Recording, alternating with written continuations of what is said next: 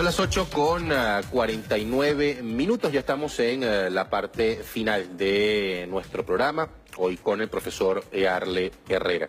Dejamos un tema que tiene que ver con los medios de comunicación, referido más al tema de las grandes corporaciones que intentan o que manejan la comunicación a nivel mundial.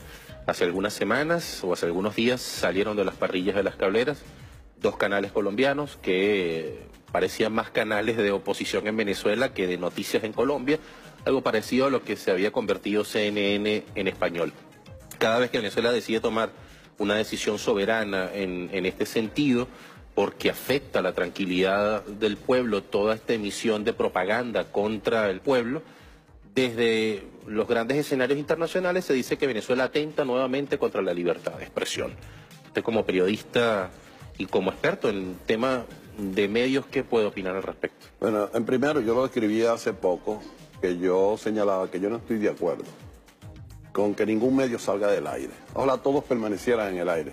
Pero también es responsabilidad del medio, porque claro, yo como periodista, tengo derecho a opinar, a informar todo lo que tú quieras. Y hay una ley, pero la ley también me pone límites. Me dice, te prohíbo la propaganda de guerra, te prohíbo el anonimato, la discriminación por razones de sexo, de religión. Si yo violento eso, a mí me van a sancionar. Entonces yo, como profesional responsable, trato de no violar esos principios aquí y cuando estoy fuera del país. Yo he estado en otro país, me han preguntado de política interna y he dicho, yo no puedo opinar sobre política interna de este país porque no tengo derecho a hacerlo. Entonces, pregúntame de otra cosa. Aquí a Venezuela vienen estos señores y opinan no de política interna, opinan de todo. Tú eres generoso cuando dices que esos canales extranjeros, que lo vemos aquí, actúan como si fueran de oposición. Ojalá. Hacen propaganda de guerra. Y la propaganda de guerra está prohibida en el artículo 57 y en el 58 de la Constitución de la República Bolivariana de Venezuela, en esta y en la Constitución que murió, la de 1961. La propaganda de guerra y el anonimato estaban prohibidos. Ahora bien, si tú lo ves desde el punto de vista, porque ha habido sindicato de la prensa, el Colegio Nacional de Periodistas, ¿sabes que Venezolana de Televisión no está en las cableras de Colombia? Y que Telesur no está en las cableras de Colombia. Pero vamos más lejos todavía, lo que sacó la cadena Caracol de Colombia, llamando a un magnicidio. Sí. ¿Qué hacemos allí? Le mandamos un ramo de flores.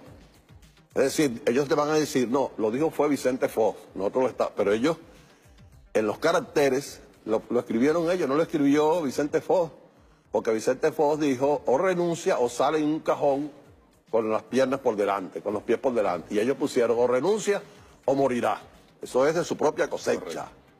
Del canal Caracol. Eso no se puede hacer en ningún país del mundo sin que se tomen medidas. En Estados Unidos, Jorge, cuando era presidente Bush, una niñita, una escolar en su colegio, de tercer año, cuarto año, tenía 15 años la chica, hizo un dibujo y en el dibujo hizo un ataúd y puso al presidente de los Estados Unidos. La maestra pasó y llamó, le dijo al director y a los 5 minutos un equipo SWAT estaba sobre esa escuela, esposaron a la niña y se la llevaron. Llamaron a los padres y bueno, y después todo, pero se la llevaron, una muchachita de 13, 14 años, una adolescente, en Estados Unidos. Y hay tipos presos por amenazar por Twitter al presidente de los Estados Unidos. Inclusive fue detenido un tipo en Colombia por amenazar a un hijo de Álvaro Uribe. Aquí, a través de un canal de televisión, te llaman al magnicidio, y cuando el gobierno venezolano, el Estado venezolano, toma una medida, entonces es Venezuela la que viola la libertad de expresión. El presidente Juan Manuel Santos, que escribió un artículo en El País de la España que lo tituló Lloro por ti, Venezuela. Él debería llorar más bien por los falsos positivos que tiene sobre sus espaldas, por los miles de muertos que están allí. Pero además de eso, cuando se rescató a Ingrid Betancourt, la ex candidata a la presidencia que fue secuestrada por más de un año por la FARC, por varios años, ellos utilizaron como señuelo el logotipo de Telesur. Lo que llevaban es que eran como corresponsales de Telesur. De manera que eso está prohibido por las normas internacionales, utilizar el logo de Telesur o de la Cruz Roja Internacional, porque tú a unos periodistas que son corresponsales los conviertes en objetivos de guerra. en blanco de guerra. La FARC cuando ve a Telesur, estos fueron los que nos engañaron para rescatar a Ingrid Betancourt o el ELN. Bueno, eso lo hizo el ejército colombiano, siendo Juan Manuel Santos ministro de la Defensa y Álvaro Uribe presidente. Se burlaron de Telesur, de la libertad de expresión, del ejercicio de nuestra profesión, de la de periodista. Y ahora viene él a decir que llora por Venezuela. No, la libertad de expresión llora en Colombia y llora porque es, en América Latina, el segundo país con más periodistas asesinados en el ejercicio de su función. El primero es México, que también vive atacando a Venezuela. En los últimos 3 años, más de 100 periodistas han sido asesinados en México. Luego viene Colombia y después Honduras. Venezuela, no hay periodistas asesinados. Aquí en este país, donde ellos dicen que hay dictadura y que se viola, perdón, la libertad de expresión. Ese récord no lo tenemos aquí, porque aquí se respeta el ejercicio profesional del periodismo. Y eso es realmente el cinismo del gobierno colombiano, con unos medios que entran en el espectro radioeléctrico de nuestro país para hacer propaganda de guerra y para incitar al magnicidio, al asesinato del presidente de la República. Profesor, cuando uno habla del tema de la comunicación, a veces entra en debates bastante largos y además son debates que llevan décadas. Y Venezuela no es el único país que ha sufrido guerra y asedio en el campo comunicacional. Con toda la experiencia que ha habido en distintos países en ese campo de la guerra no convencional dirigida específicamente al tema de los medios y la comunicación, ¿es posible lograr combatir a ese mismo nivel cuando más del 90% de los medios de comunicación en el mundo los controlan 3 o 4 familias? Mira, hubo un país que tuvo un acoso en los años 60, que fue Cuba, después de la Revolución Cubana, pero no llegó al caso de Venezuela.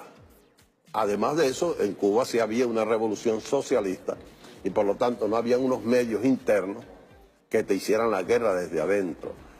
Es distinto aquí en Venezuela, donde la mayoría de los medios y la mayor cobertura, si digan ellos lo que quieran, la hegemonía comunicacional lo tienen los medios privados, aquí en Venezuela.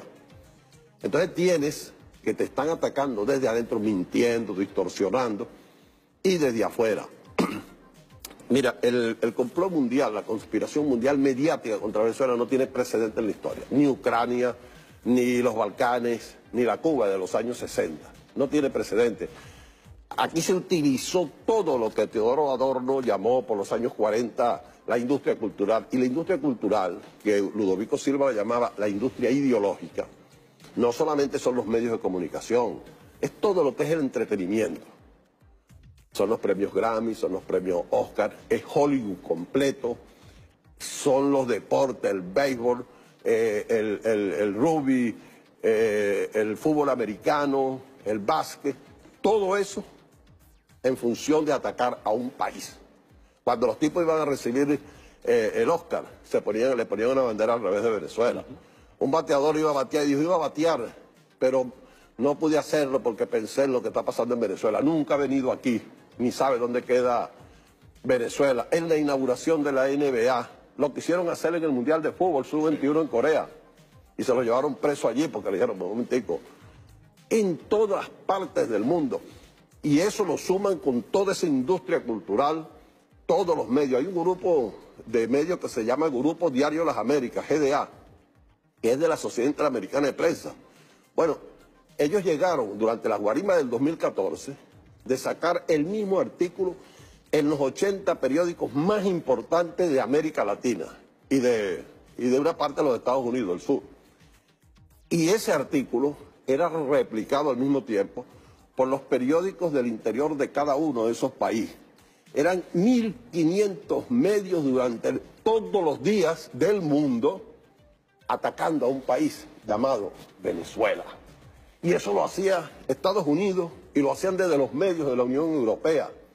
Las caricaturas en España es porque la televisión española se ocupa más de Venezuela que de lo que ocurre en Cataluña, en Galicia, en las Canarias, lo que ocurre en su propio país.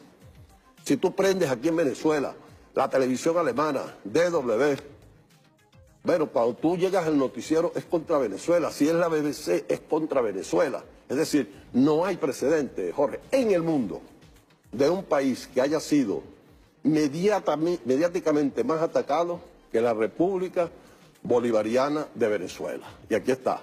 Y aquí estamos. Es decir, un pueblo digno, un pueblo soberano y un pueblo que frente a las amenazas y todo ese asedio internacional se mantiene, pero creyendo en sí mismo y creyendo en su futuro. Y no esperando endosarle, ni dispuesto a endosarle su soberanía a ninguna potencia del mundo. Agradecido, profesor. De Muchas verdad, gracias. un placer. Para mí, por favor.